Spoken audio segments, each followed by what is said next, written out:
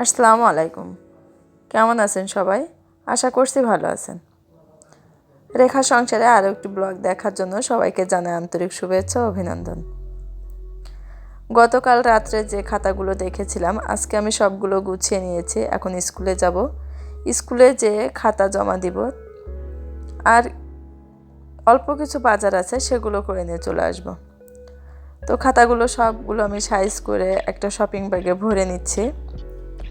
তারপরে স্কুলে রওনা দিব। তো স্কুলে খাতাগুলো জমা দিয়ে আমি বাজারে চলে এসেছি। আর এই যে দেখছেন যে অনেক পেঁয়াজি, সমোসা, মানে ভাজা পোড়া যেগুলো বলে এখানে বিক্রি হয়। আর এই লোকটার এই খাবারগুলো যে এতটাই মজার আসলে বলে বোঝাতে পারবো না। আমার ছেলে খুবই পছন্দ করে, আমারও খুবই ভালো লাগে। তো সেখান থেকে আমরা 3টা সমোসা নিয়েছিলাম আর কিছু ডাল বড়া নিয়েছি।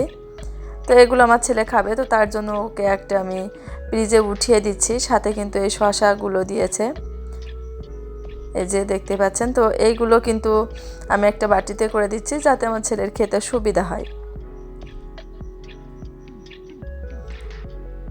দাম কিন্তু তুলনামূলক খুব বেশি না। একটা সমোসা নেয় 5 টাকা আর আমি 10 টাকার ডাল বড়া নিয়েছি। কয়টা দিয়েছে আসলে গুনে দেখা হয়নি, কিন্তু যা দিয়েছে মোটামুটি ভালোই দিয়েছে। আর এই যে তেল দেখছেন, এই তেলটা কিনতে গিয়েছিলাম মূলত, কারণ বাসায় তেল নাই, তো তার জন্য কিনে নিয়ে এসেছি। আর এই যে পপস বিস্কিট দেখছেন, এই বিস্কিটগুলো নিয়েছি। এগুলো আসলে চা দিয়ে খাওয়ার জন্য, আমার ছেলে সকালে খাবে, এই জন্য এগুলো কিনে নিয়ে এসেছি। তো মোটামুটি খাবারটা আমার ছেলেকে দিয়ে আমি কিচেনে চলে যাব। তো বলে রাখি, যারা চ্যানেলে নতুন এসেছেন প্লিজ চ্যানেলটি সাবস্ক্রাইব করে রাখুন, পাশে থাকা বেল বাটনটা একটা ক্লিক করে দিন। তো এই যে আমি এখন খুব দ্রুতই কিন্তু ভাতটা উঠিয়ে দিচ্ছি। আগে ভাতটা রাইস কুকারে দিয়ে নিচ্ছি, যেহেতু আমার ছেলে সকালে ভাত খায়নি, তো হঠাৎ করে ভাত চাইতে পারে, এই জন্য ভাতটা আগে উঠিয়ে দিলাম। তারপরে আমি তরি তরকারি যা কিছু আছে সব কিছু কিন্তু পরিষ্কার করে কেটে নিব। তো আজকে রান্না করব বেগুন, কচুরমুখী আর মাছ। তো তার জন্য আমি অলরেডি সব কিছু তরকারি কেটে নিয়েছি। তো এখন কচুরমুখীগুলো সুন্দর করে ধুয়ে নিচ্ছি। আর শীতের সিজনে বেগুন খেতে তো খুবই ভালো লাগে, আর সাথে যদি একটু কচুরমুখী দেওয়া হয় তাতে তো আরও মজাটা বেশি লাগে।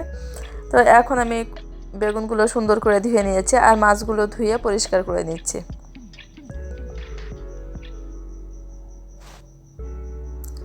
তো সব কিছু ধোয়াধুয়ি শেষ। এখন আমি মাছগুলো প্রথমে ভেজে নিব। আর এই যে কড়াইটা দেখছেন, এই কড়াইটা কিন্তু খুবই লক্ষ্মী। এখানে যে আমি মাছগুলো ভেজে নিব, মাছ কিন্তু একটুও লেগে যায় না। আবার এই কড়াইতে আমি সুন্দর করে রান্নাটা করে নিব তরকারি।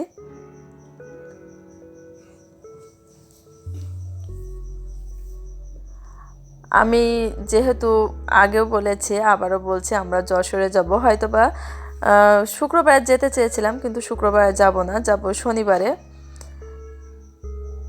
তো এই কয়দিনে যে কয়টা কাজ আছে সবগুলো গুছিয়ে নিয়ে আমরা চলে যাব। তো রান্নাটা মোটামুটি করে নিচ্ছি। আর আরেকটা তরকারি রান্না করা লাগবে না, যেহেতু বাসায় একটু মাংস রান্না করা আছে, তার জন্য আমি শুধু বেগুন আর মাছ আজকে রান্না করে নিচ্ছি।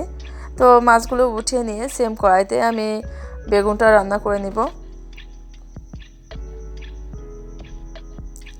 তো সেম কড়াইতে যে তেল ছিল সেই তেলে আমি আরও একটু তেল দিয়ে পেঁয়াজ আর কাঁচামরিচ ভেজে নিয়ে সেখানে আমি কিন্তু এই যে কচুরমুখী আছে এগুলো দিয়ে একটু নাড়াচাড়া করে নিচ্ছি। এটা কিন্তু খেতে খুবই ভালো লাগে, খুবই মজা হয় যদি নাকি কচুরমুখী দিয়ে বেগুন রান্না করা হয়।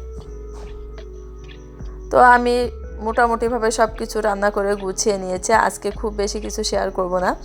এই রান্নাটা করে নিয়ে তারপরে আমি বাকি কাজগুলো করে নিব। আর এখন না অনেকটা ফ্রেশ লাগছে, যেমন টিউশনি নাই, স্কুল নাই, মনে হচ্ছে একেবারেই ফাঁকা। আমি খুবই ভালো লাগছে, একেবারে মাথাটা ঠান্ডা, নিরিবিলি আছি। নিরিবিলি যে প্রেশার আছে যে এখন ভিডিও করছি, একটু পরে বাচ্চারা পড়তে আসবে, এমন কোনো কিছু মাথায় নাই।